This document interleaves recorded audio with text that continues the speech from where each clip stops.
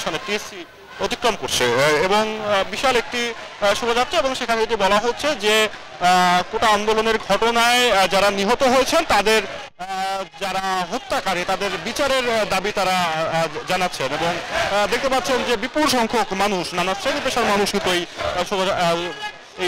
তারা বিক্ষোভ করছেন। এবং যে মিছিলটি রয়েছে এই মিছিলটি কিন্তু কোটা আন্দোলন শুরুর পরে ঢাকা বিশ্ববিদ্যালয় যখন বন্ধ করে দেওয়া হয় তারপরে কিন্তু সবচেয়ে বড় মিছিল বলা যায় এই ঢাকা বিশ্ববিদ্যালয় এলাকায়। এবং আমরা এর আগেও যে মিছিলগুলো দেখেছি তার মধ্যে কিন্তু এটি অন্যতম বড় এই ঢাকা বিশ্ববিদ্যালয় এলাকায়, ঢাকা বিশ্ববিদ্যালয় বন্ধ হওয়ার পরে।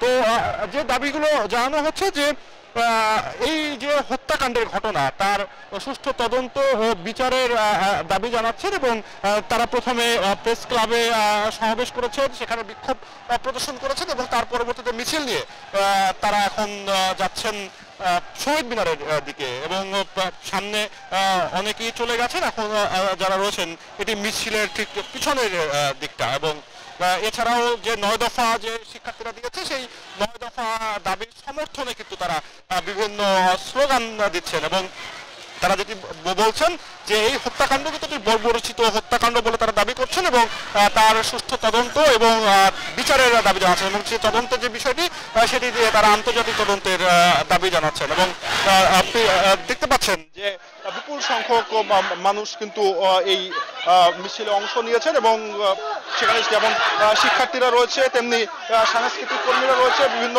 সংগঠন, শিক্ষক রয়েছে, নানা শ্রেণী পেশার মানুষই আসলে এই বিক্ষোভে অংশ নিচ্ছেন বলে আমরা দেখতে পাচ্ছি। এবং একটু যদি আমি দেখাই যে এখন কিন্তু এই মিছিলটির গন্তব্য শহীদ মিনার, সেখানে তারা কিছুক্ষণ অংশগ্রহণ থাকবেন।